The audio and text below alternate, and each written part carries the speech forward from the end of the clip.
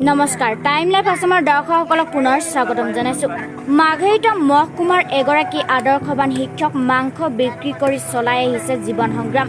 জীৱন যুদ্ধত হাৰ নমনা মাঘেৰিটা মহকুমাৰ পেঙেৰীৰ অম্বিকাপুৰ গাঁৱৰ এগৰাকী আদৰ্শবান শিক্ষক হৈছে অমূল্য গগৈ। এইগৰাকী শিক্ষকে প্ৰতিদিনে বহমাজান তিনিআলিৰ কাষতে জীৱন যুদ্ধত বৰ্তি হৈ বিগত কেইটামান মাহৰ পৰা চলাই আহিছে মাংসৰ ব্যৱসায়। ছাগলী, মাছ, মুৰ্গীকে ধৰি লোকেল মুৰ্গীৰ মাংসৰ বেপাৰ চলাই গৈছে এইগৰাকী জীৱন যুঁজৰ অক্লান্ত যোদ্ধা অমূল্য গগৈয়ে। প্ৰতিদিনে পুৱাই ঘৰৰ পৰা আহি বহমাজান তিনিআলিত থকা নিৰ্দিষ্ট দোকানখনত আৰম্ভ কৰে জীৱন সংগ্ৰামৰ আঘোষিত যুদ্ধখন। কি ৰ'দ, কি বৰষুণ, কি বতাহ, একোলৈকে ভূক্ষেপ নকৰি কেৱল গ্ৰাহকক মাংস যোগানত বৰ্তি হৈ পৰে এইগৰাকী শিক্ষকে।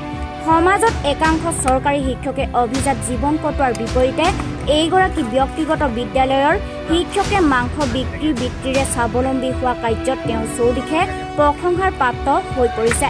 উল্লেখ্য যে এইজন শিক্ষিত যুৱকে দুবাৰকৈ কেন্দ্ৰীয় CTET 2019 আৰু অসম চৰকাৰৰ TET 2019 চনত পাছ কৰাৰ পিছত কিন্তু আজি পৰ্যন্ত নিবনুৱা হৈ আছে।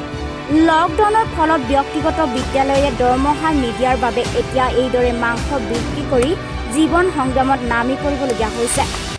অমূল্য গগৈ, পেঙেৰী বৰমাজানৰ নিবাসী। মই এজন ব্যক্তিগত স্কুলৰ শিক্ষক, কিন্তু বৰ্তমান এনে এটা পৰিস্থিতিৰ সৃষ্টি হৈছে মোৰ বাবে যে স্কুলবিলাক বন্ধ হোৱাৰ বাবে ব্যক্তিগত বিদ্যালয়সমূহে শিক্ষকসকলক দৰমহা দিব পৰা নাই, আৰু শিক্ষকসকলক দৰমহা দিব নোৱাৰাৰ বাবে আজি মোৰ নিচিনা বহুতো শিক্ষকৰ পানীত হাঁহ নচৰা অৱস্থা হৈছে। ঠিক সেইকাৰণে মই আজি আপোনাৰ নিজৰ ঘৰখন চলাবৰ কাৰণে এটা সৰু মৰু ব্যৱসায় আৰম্ভ কৰিছোঁ।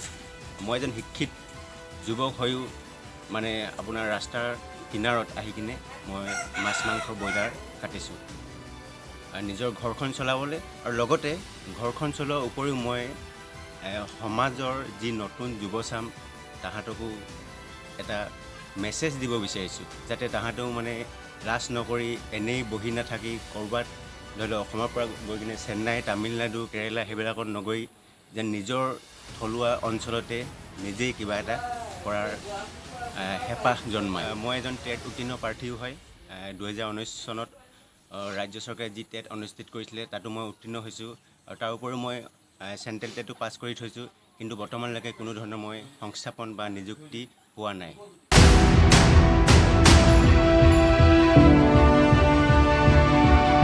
এনেদৰে জীৱন যুঁজত বিচলিত নহৈ সম্পূৰ্ণ নিষ্ঠাৰে কাম কৰি আগবাঢ়ি যোৱা অমূল্য গগৈ সঁচাকৈ বৰ্তমান যুৱ প্ৰজন্মৰ বাবে আদৰ্শ স্বৰূপ।